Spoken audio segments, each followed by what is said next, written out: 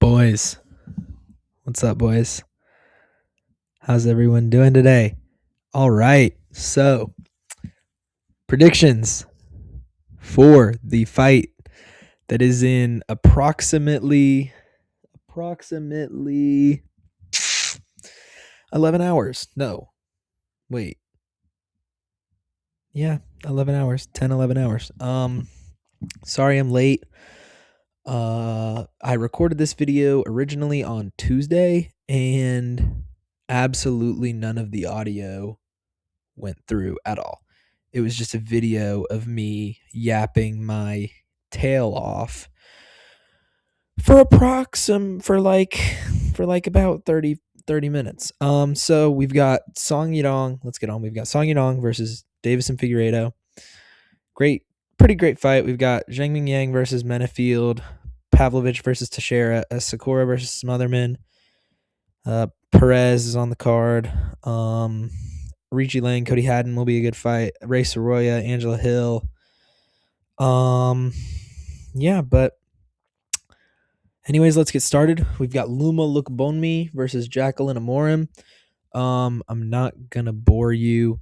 Luma Lukbonmi should defend the takedowns and outstrike Jacqueline Amorim for the better part of 3 rounds. I don't see Jacqueline Amorim doing much. She has buns striking. Her striking is absolutely not good. And Luma Lukbonmi is from Thailand. Her striking is awesome. She's got that MMA adapted Muay Thai style. She should be able to defend the takedowns and beat up Jacqueline Amorim for 3 rounds. I've got Luma Lukbonmi by decision. She's a little bit of an underdog, so that's a good bet. Luma Lukbonmi by decision. Moving on. Zhu Kangji versus Rodrigo Vera. Rodrigo Vera is coming in on short notice, I believe. Wait, I actually don't know. Don't take my word for that. I think he is. But we've got Rodrigo Vera versus Zhu Kangji at featherweight. They're both very good. Rodrigo Vera has a lot of power. He's a very big, power boxer type of guy. And Zhu Kangji, road to UFC guy, brawler, you know the deal. I'm not gonna lie, don't know very much about either of them. So I'm gonna pick Rodrigo Vera by knockout. When? I don't know. Probably round 2. I'm gonna go round 2 knockout from Rodrigo Vera. From what I've seen, he's just the better boxer, the better pocket guy. They're both very experienced. He only has 1 loss. Zhu Kangji has 4. That's what I'm going with. Moving on. We've got Angela Hill, the GOAT, versus Zhang Jingnang. That's a scary looking woman. That is a scary girl. Versus sweet ass Angela. Kind looking self, bro. Anyways, Zhu Kangji is coming over from 1 championship. She's very good. Looked very good in her last couple fights. TKO'd a girl in the first round in her last fight, I believe. I don't remember her name, but I think that's what happened. And Angela Hill is Angela Hill. She's 18-16. She is the female Neil Magny. She's really short. She's like 5'3". She's really tiny. Zhang Jingnang's gonna destroy her. Zhang Jingnang should win by submission. Angela Hill gets up really if she ever gets taken down, she'll get up really out in the open. But yeah, I'm gonna go Zhang Jingnang by sub in 3. Moving on. Me and Ray Soroya really got the same hair for real. Ray Soroya versus 2 weeks short notice. Louis Garul, very quick turnaround from Louis Garul. # respect to him. But Ray Soroya, he's 10-1, one loss to the current champion Joshua Van. He got the takedown stuffed, got whooped up on the feet, worse striking than freaking Tatsuro Taira. And then Louis Garul, um, he's very good. He's a striker. He's got good, decent grappling. I think Ray Soroya is just going to take him down, take his back, and sub him. Ray Soroya should win by round 1 sub. Get on the back, take his back, submit him. Yeah, I've got Ray Soroya by submission or decision. Louis Squirrel's just coming back way too soon. They moved it up to bantamweight because he's coming back so soon. In that case, I'm gonna pick Soroya by decision. But if Louis Squirrel wins, that'd be pretty freaking cool, man. That'd be really cool. But anyways, yeah, Louis Squirrel, too soon, buddy. Moving on. Cody Haddon bloke. Cody Haddon's a freaking bloke from freaking Australia, man. Versus Arichi Lang. I do think Cody Haddon's going to win. I think Cody Haddon is going to win by decision. Arichi Lang has the problem of getting stuck on the feet with anyone who can defend his takedowns. And then once he's stuck on the feet, he's just losing to these slightly above average strikers. So once Arichi Lang shoots a takedown and it gets stuffed, he is probably I'm not saying that like he's a grappler. He's not a grappler, but once he can't mix in his grappling, he's going to get whooped up on by Cody Haddon, and Cody Haddon is going to win by decision and beat Arichi Lang. Cody Haddon's really good, man. He would have beat Malcolm Wellmaker at UFC 322. Oh, sorry. Yeah, Cody Haddon by decision, most definitely. Moving on. Ding Meng versus Jose. Whoa. Jose Souza was not the opponent when I recorded this video on Tuesday. Ding Meng by knockout in one. Who was it before? It was was it Luis? No, that's Luis Felipe Diaz. I don't remember who it was, but Jose Souza is not winning this. He's coming in on at least 5 days notice. I just don't think he's going to win. Ding Meng by knockout. My breakdown of this, I guess, is Ding Meng can get knocked down 7 times, but he's just going to get back up and then knock you out. He's chinny, but he's very durable at the same time, if that makes sense. And I was going to pick him to win the other fight too, but now he's definitely going to win if he's fighting this random guy from, I guess, Contender Series maybe. Why are the odds so close? Who is this Jose Souza kid? Hold on.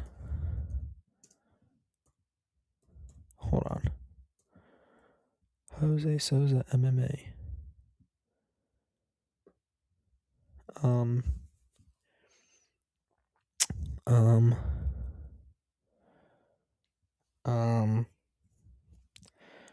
He was supposed to fight Eric Nolan, Nikolai Veretennikov, and Charles Radke, all in the span of 2 months, and now he's fighting Ding Meng. Meng Ding. That's cool, I guess.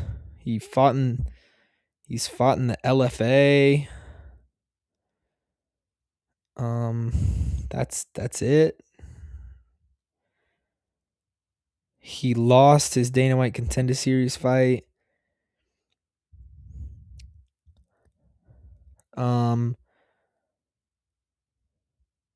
Yeah, I mean, no, Jose Souza's not winning this. He looks good on that, but he's not going to win. Ding Meng should win by knockout in the first round. Moving on. Yi Sak Lee versus Luis Felipe Diaz. Yi Sak Lee is very fresh in the sport, very fresh in his professional career. Not the sport. I can't say that. I'm sure he seems fresh in his professional career versus Luis Felipe Diaz, who's 17-5, who's had these wins, who's had these fights outside of the UFC, who's had these regional fights, who's been whooping up on these guys to get to the UFC. He's a very stocky guy, or a very short, stubby guy, big boxer guy at middleweight, 5'10" at middleweight. Not a good look. Versus Yi Sak Lee, 6'2", striker guy, kick you at range guy, 8-1, very fresh, very inexperienced. I'm going to go with Luis Felipe Diaz by decision. I think he's just going to beat up Yi Sak Lee. He has a 74-inch reach advantage. No. But yeah, I'm gonna go Luis Felipe Diaz by decision. I think he's just gonna outbox Yi Sak Lee, leg kick him, take him down if he needs to, and smudge him. I think Luis Felipe Diaz is gonna win by decision. Moving on. Good fight. Alex Perez versus Sumoderji. Sumoderji, very tall at flyweight, very lanky. He's not 5'8", he's like 5'10". Very lanky, very well, he just kind of takes you down, and if he can't take you down, he doesn't know what he's doing. But very lanky, very push kicky, very Alexander Volkov-ish.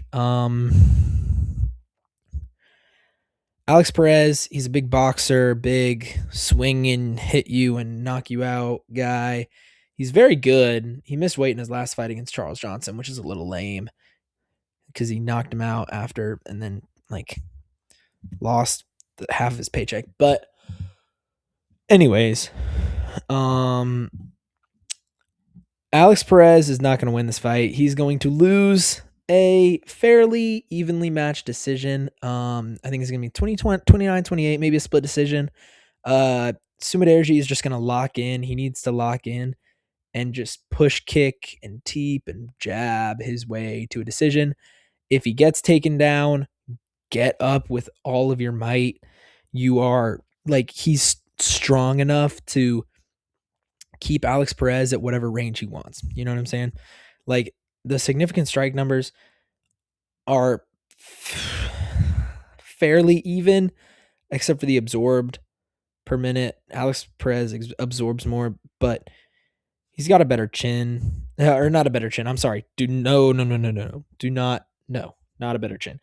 He has better defense, in my opinion, from what I've seen. Sumoderji might get hit less, but I think Alex Perez has better defense, striking-wise. And in the grappling, I think Sumoderji can take him down if he needs to, and just enough to sway around, though. If it's a close round and there's a minute left, I think Sumoderji could take him down, land a little ground and pound, and then hopefully win that round. But anyways, Sumoderji by decision. Moving on. Jake Matthews versus Carlson Harris. Jake Matthews, decent grappler pretty good striker with decent grappling, and Carlson Harris is a pretty good grappler with decent striking. Carlson Harris has that very good front headlock, front choke type area, and Jake Matthews just lost to Neil Magny. So I'm a little worried because I think Jake Matthews is a -450 favorite. Yeah, -425. That's a little intimidating. but I think he can outstrike Carlston Harris, and I think he can avoid that front headlock most definitely if he doesn't get stuffed in the like most perfect way possible. But I think he can avoid the um front headlock. I think he can piece up Carlston Harris on the feet. I think if Carlston Harris tries to take him down, Jake Matthews can reverse it, and I think Jake Matthews is just going to win a easy, calm decision to get back into the win column. Um, Jake Matthews is a pretty good prospect. He's like a step below Neil Magny, but like a step above a guy like Carlson Harris or Nikolai Veretennikov or Francisco Prado. Is he at welterweight? I think Francisco Prado. Yeah, like you know what I'm saying. Anyways, moving on. Kai Asakura versus Cameron Smotherman. So Kai Asakura, we all know him, came from Ryzen, whooped up on Manel Cap and Koraguchi, and then came back and then got whooped up on by them in their rematch. And then excuse me. And then came back and came to the UFC, fought Pantoja, got subbed, fought Tim Elliott and got submitted again. And now he is at bantamweight fighting Cameron Smotherman, the bottom of the barrel. Like bottom. Like the scraps. But anyways, Cameron Smotherman, great fighter.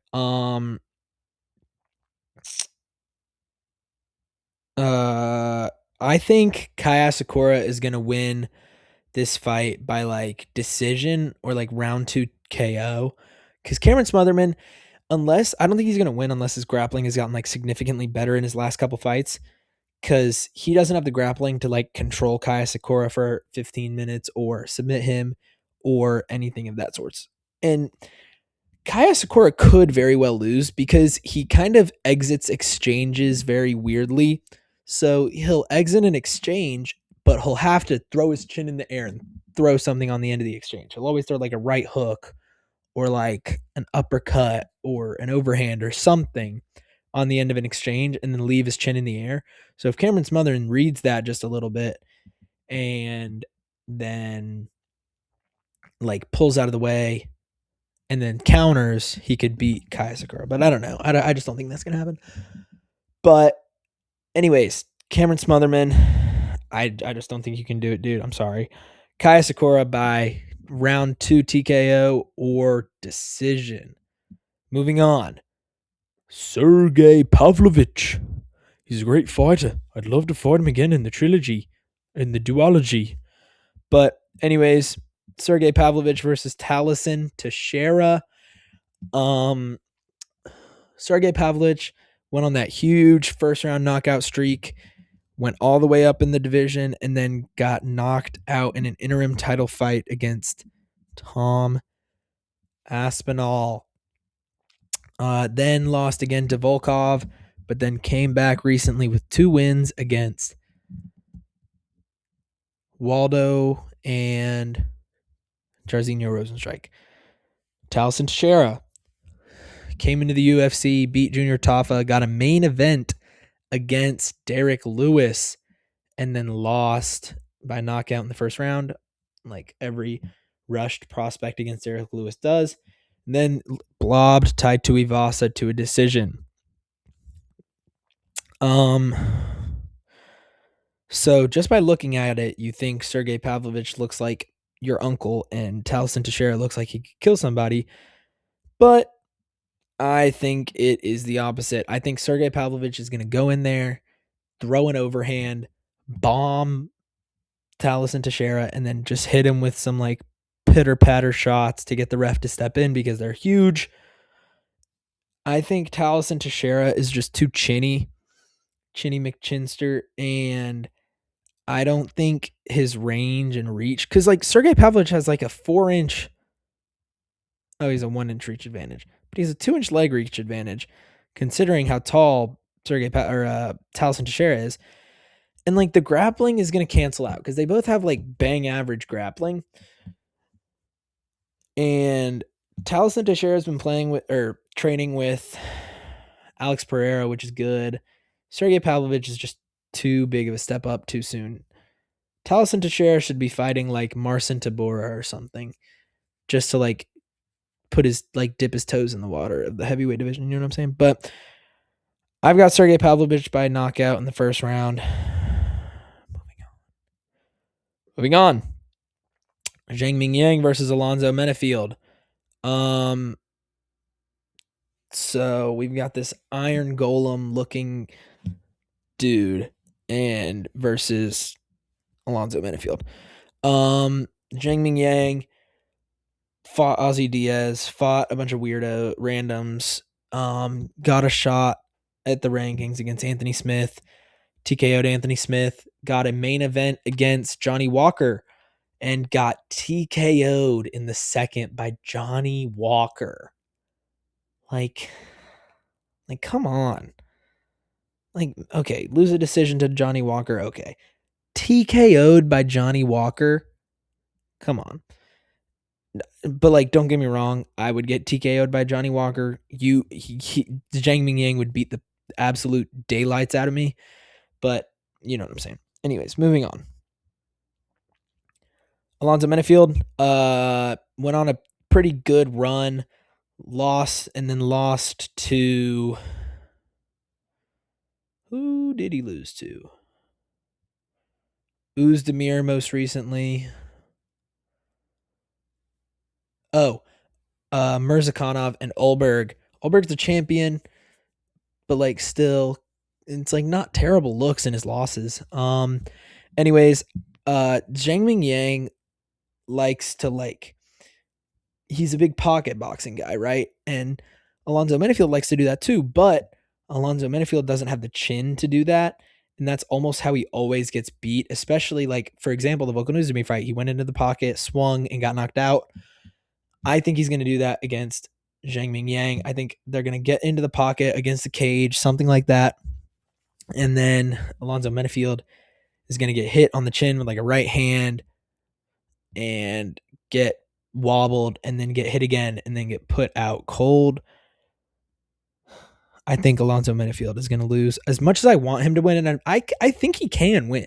Like, I think he shouldn't. I think this is a very close fight, but I think Alonzo Menafield is going to lose. I think Zhang Mingyang will win, get back on a streak, get put up there against like Bogdan Guskov after he loses to Jan Blachowicz and get knocked out. Anyways, Zhang Mingyang by knockout. Time for the main event of the evening. Song Yadong versus Davison Figueiredo. Song Yadong had a good run up here, knocked out Pedro Munoz. Wait. I think he knocked out Pedro Munoz, but went up to the top like 7, lost to Corey Sandhagen, lost to Sean O'Malley, lost to who else? Lost to Peter Yan, beat Henry Cejudo, but like that version of Henry Cejudo was the same version of Henry Cejudo that fought Peyton Talbot, and Peyton Talbot destroyed him. Song Yadong was having like a close fight with him, but Davison Figueiredo, former flyweight champion, only got to knock down Pantoja, only got to knock down Marlon Vera. Very powerful guy, subbed Cody Garbrandt, and now most recently lost to Corey Sandhagen and Umar Nurmagomedov, but still a very good fighter. I do think Song Yadong is going to win. As much as I hate to say it, I do think Song Yadong is going to win by like either round 3 or 4 TKO or decision. I think Davison Figueiredo just doesn't throw enough, you know? Like he's got this power and he's got this grappling. He just doesn't do enough to win these rounds, win these moments, you know? Like one or two more punches and he wins the round. One like hip bump and he reverses the position. I just think he like doesn't do enough to win these moments. And I think Song Yadong will take advantage of that because he's 28. He's very explosive. I think he can hop in there and just ping, ping, ping, just beat up Davison Figueiredo from range. And I think Davison Figueiredo is going to lose. As much as I hate to say that, I think he's going to lose. I think Song Yadong will win by decision. He is like a minus 625, minus 600 favorite. That's insane. So, like, if you want to bet money, bet it on Figgy by like sub or something, or maybe decision. But I just think Song Yadong's going to win. I don't know, dude. But you know what I do know? You know what I do know? Special surprise. Your boy's going to the White House. Yup. Your boy's going to the UFC Freedom 250 Fan Fest and Watch Party. I'm currently applying for media passes and media credentials to go to the weigh-ins and ask questions, and then the press conference. And I'm very excited. You've got no idea. I'm gonna go down there, hopefully meet some of the guys. I really want to meet Steve Garcia. I really want to meet Alex Pereira. Dude, if I meet Alex Pereira, oh my gosh, that would change my life if I met Alex Pereira. Oh my goodness, I didn't even think about this. Ilya and Justin. Dude, if I meet Justin Gaethje, that's like life-changing stuff. Dude, Justin, please, like, just since I'm going, you should knock out Ilya by Rolling Thunder. But anyways, expect a lot of content from the White House. I'll be posting a lot afterwards. I'll have a ton of videos, ton of pictures. Y'all will get a full experience through me, most definitely. I'll record as much as I can, take as many pictures with people. But yeah, boys. Hopefully, maybe I'll be in the Fighter Hotel. My hotel is like right next to the White House, so hopefully I'll end up in the Fighter Hotel. But yeah, thanks everyone for watching. Thank you all for the support. Please leave a comment, like, subscribe, share this video with all your friends. Please let me know if you have any requests for any videos. I'll put out more polls. Y'all seem to like that. But yeah, I'll let y'all know more about the White House when it comes closer. I'll give you prediction. I'll make sure to record a prediction video and everything. Anyways, love everyone. Please like, subscribe, comment. Be safe, be smart, make good choices, everyone. Peace out.